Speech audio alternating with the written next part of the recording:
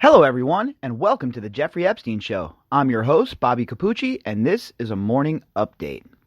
This morning, we're going to hear from a crisis manager, a guy who manages communications for people who are in situations like Prince Andrew, and he's sort of a body language expert as well.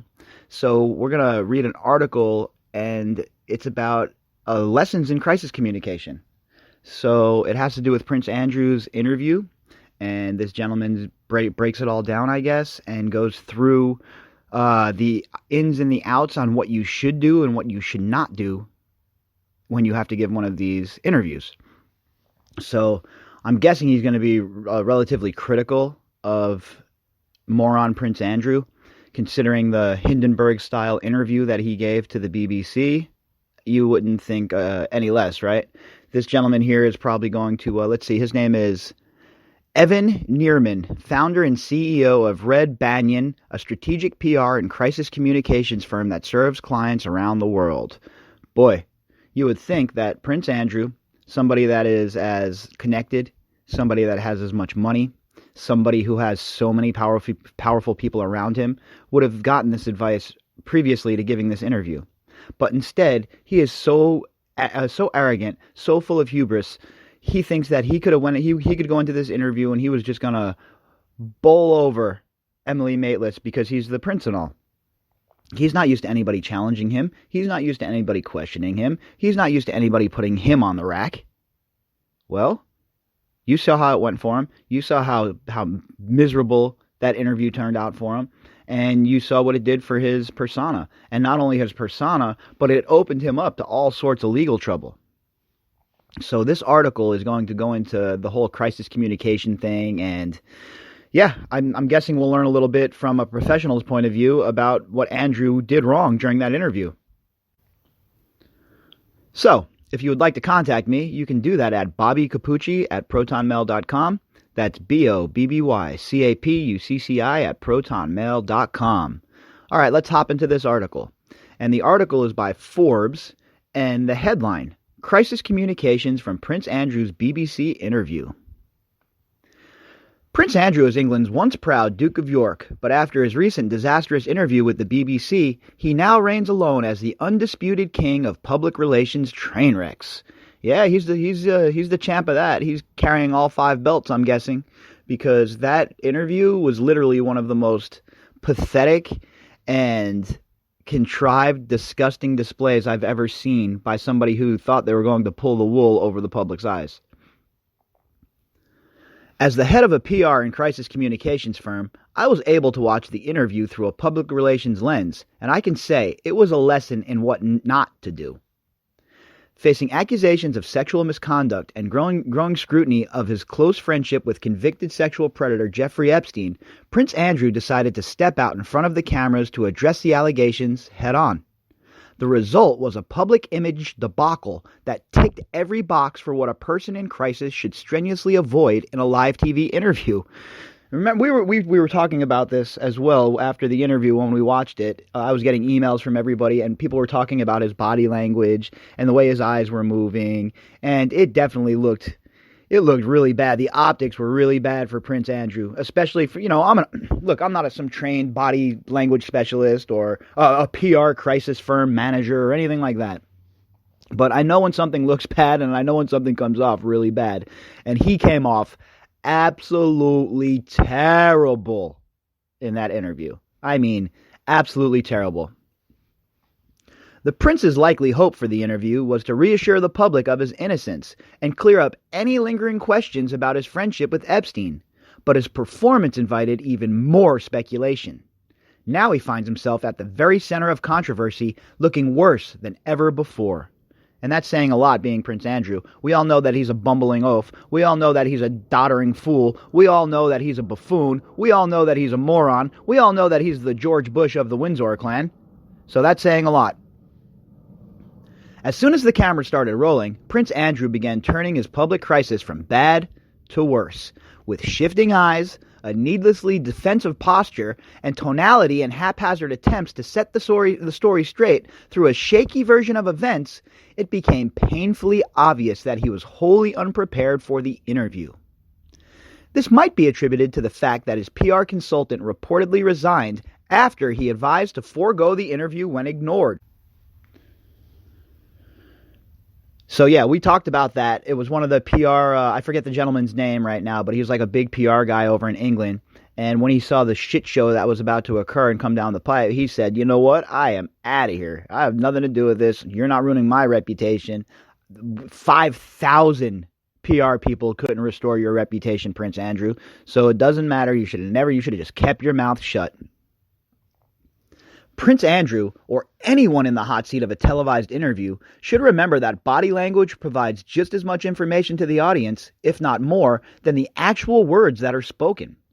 By exhibiting signs of being uncomfortable, shifting in the seat, avoiding sustained eye contact, making over-exaggerated movements, interviewees run the risk of being perceived as dishonest. Obviously, this does not help convey one's innocence. Better performances under duress require sitting comfortably in the chair, looking directly at the interviewer, and maintaining composure. Andrew did none of that. Right? If you watch the interview, you know that he literally did none of that. When providing statements, deliver them in a confident manner that implies a strong sense of certainty. An apprehensive tonality and attitude suggests to the audience that there is an underlying reason for the interviewee to be nervous. Well, we know why Andrew was nervous. We have the receipts. We saw the pictures. We know he was with Virginia Roberts. We know he sent Ghislaine Maxwell an email asking her, hey, there's a few questions I need to talk to you about Virginia Roberts. That's paraphrased, but it's the gist of the email that he sent to Ghislaine. We know that he was huddled with Ghislaine Maxwell. We just know that everything that he was talking about is basically a lie at this point. And this body language expert is just confirming what all of us already knew, right? We all knew watching that interview that this guy was trying to pull one over on us. We all knew that he was BSing. We all knew that he was lying. Once again, nobody believes you, Prince Andrew. Nobody believes you. They don't believe you in Montana. They don't believe you in Florida. They don't believe you in New York. They do not believe you in New Hampshire. They don't believe you in Arizona. They do not believe you in California. They don't believe you in Mississippi. They don't believe you in Alabama. They do not believe you in Greenland. They do not believe you in Iceland. They do not believe you in England, and they do not believe you in Italy. The polar bears in the Arctic North do not believe you, and the penguins down in Antarctica do not believe you. Nobody believes you, Andrew. But setting aside the unconvincing demeanor and poor optics surrounding his appearance, the prince's words themselves also did little towards establishing credibility. Parts of the interview were nearly indistinguishable from a comedy sketch mocking a hapless interview. I'm talking about for the smoke.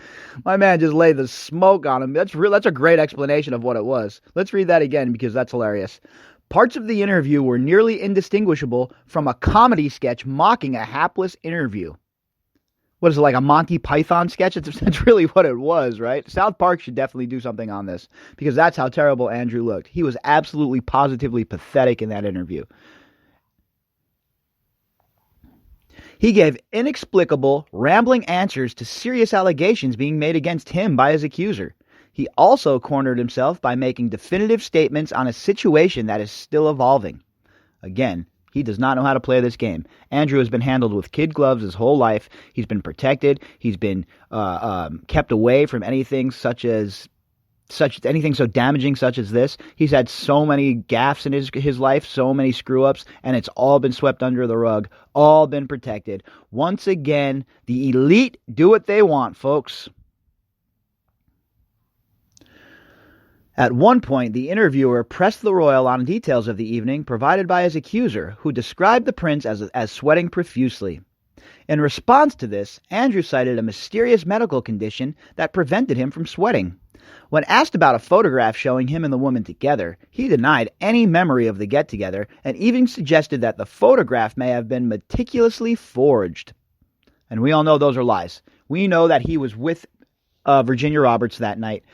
Even if you are the most skeptical person in the world and you do not believe anything that Virginia Roberts says, how can you not believe that they were together that night? There's a picture of them together that night in Ghislaine Maxwell's home.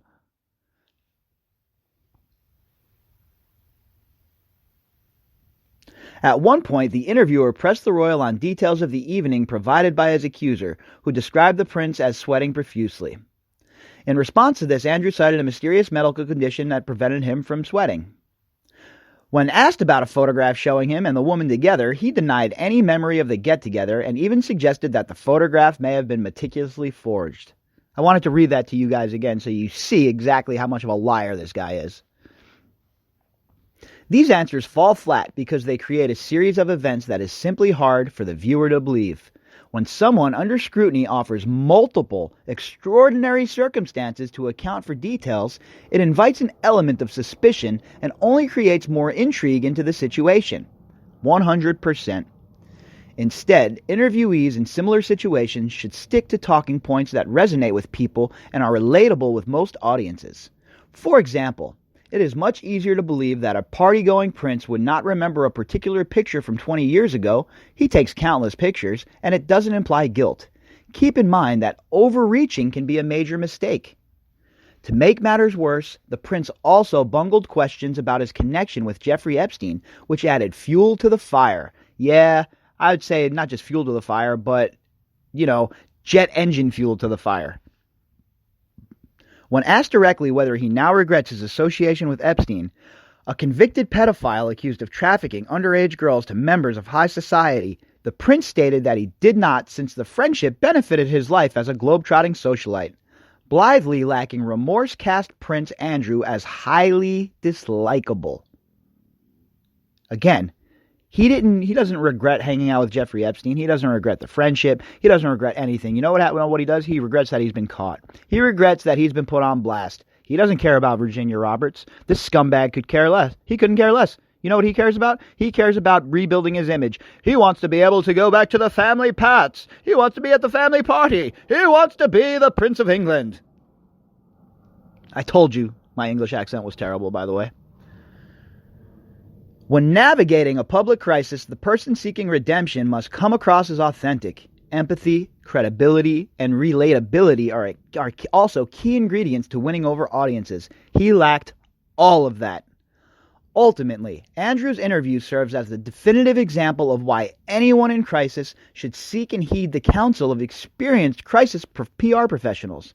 Rather than delivering pithy, credible sound bites, the prince served up incoherent explanations that would have been laughable had they not been related to the deadly serious issue of sexual misconduct. 100%. I was galled watching the interview that he actually believed that he was going to pull the wool over our eyes, that we were not going to pursue it any further, that it was drawing a line under it and we were going to put this to bed. Wrong. You just opened yourself up for a whole lot more misery, sir. A strong set of talking points would have gone a long way toward helping him avoid such a pitiful performance. During mock interview practice sessions beforehand, skilled crisis communicators can help clients avoid making definitive statements that are easily disproven at a later date. And he did that, and we've done the disproving already. Leaders can also benefit from working with media coaches to improve their posture and tonality and help tamp down distrustful body language signals. Or, I have a great idea, or you can just be goddamn honest. How about you stop lying? How about you don't figure out a way to, pull the wool over the public's eyes, and you stop being dishonest? Just tell the goddamn truth, and you won't have to worry about your body signals, or your eye contact, or bad interviews, or PR crisis firm managers. Just go be the prince, enjoy your money, ride your horse, do whatever it is that princes do, and stop abusing people. Adhering to some of these techniques is table stakes for any executive preparing for an interview, let alone for a highly scrutinized royal seeking to clear his name following tawdry accusations. Professional PR preparation cannot be neglected, and as Prince Andrew learned the hard way, a no-sweat approach to crisis management can lead to a royal headache. Oh, I see what you did there. I see what you did there. A no-sweat approach to crisis management? Very well played, sir. Very well played. All right, folks, so that is our morning update for today, and I thought that it would add a little bit of context for those of us who've seen the interview, which is everybody now. and I thought it would be a little bit more information and a little bit more about the interview, because like I always say, we do a lot of times there's stuff reported and then it's just forgotten about. So I like to go back and add a little context to things sometimes, and I thought that this article did that. So if you would like to contact me, you can do that at bobbycapucci@protonmail.com. That is BOBBYCAPUCCI@protonmail.com. And if you would like to support the show, you can do that in the description box by clicking on the GoFundMe link. Also, Lee, the producer of my show and the owner of Perfect Blue, is going to be launching a new show here on the channel, sort of like a Loveline show. So I will keep you guys up to date on that if you want to pivot over and check that out when it comes out. Yeah, I'm sure it'll be pretty good. Everything Lee does is usually pretty entertaining. If you listen to the beginning of the show when Lee was doing the weeklies with me, you all know that he has some pretty good takes on things. So make sure you guys check that out if it's something you're into. I'll make sure to post a link for the direct show once it pops off. And I will be back later on today with a flashback episode, an evolution of the Epstein Chronicles episode, and of course, we will be back for our daily drop. I hope that everybody has a great day.